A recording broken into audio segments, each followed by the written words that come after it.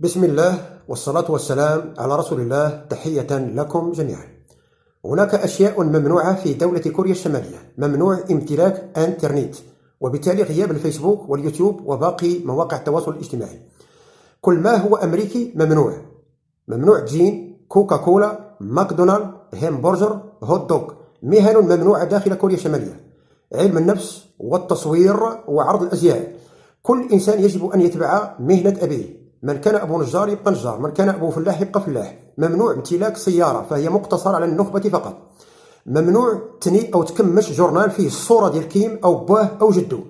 ممنوع مشاهدة قنوات أجنبية، بحيث أنه في 2013 تم إعدام 80 شخص قاموا بمشاهدة قنوات أجنبية أمام الآلاف من الأشخاص. التليفون ما فيش الانترنت ولا يمكن لصاحبه التواصل مع الأجانب. الهروب من البلاد يكلف الحياة. ممنوع ممارسة شعائر دينية.